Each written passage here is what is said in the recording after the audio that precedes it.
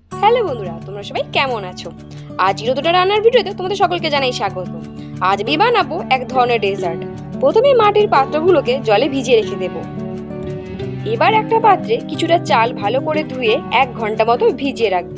1 ঘন্টা পর চালগুলো জল ছেঁকে হালকা শুকিয়ে নিয়ে গুঁড়ো করে নেব। এটা লক্ষ্য রাখতে হবে চালগুলো যেন হালকা দানা দানা থাকে, একেবারে যাতে গুঁড়ো না হয়ে যায়।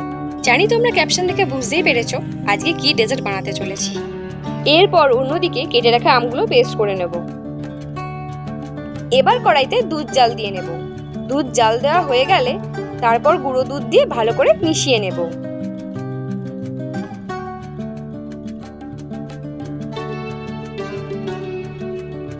এরপর ওই গুঁড়ো করা চাল কিছু কিছু করে এইভাবে মেশাতে থাকবো।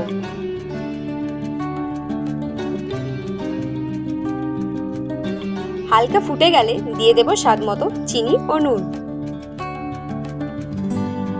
এবার ঠিক এই পর্যায়ে এসে গেলে দিয়ে দেব পেস্ট করা আম। এরপর ভালো করে মিশিয়ে দিয়ে দেব কুচিয়ে রাখা আমন্ড, কাজু ও কিশমিশ। তারপর আবারও ভালো করে মিশিয়ে কিছুটা এলাচের গুঁড়ো দিয়ে দেব।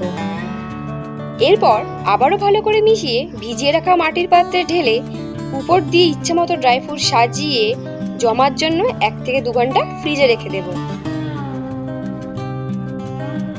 তোমরাও এভাবে বাড়িতে ট্রাই করে জানিও তোমাদের কেমন লাগলো। ভালো লাগলে একটা লাইক ও কমেন্ট করে চ্যানেলটাকে সাবস্ক্রাইব করে দিও। এবার 1-2 ঘন্টা পর ফ্রিজ থেকে বার করে পরিবেশন করে নিলেই রেডি ফিরনি। তাহলে চলো আজকের মতন এখানেই টাটা। সবাই ভালো থেকো ও সুস্থ থেকো।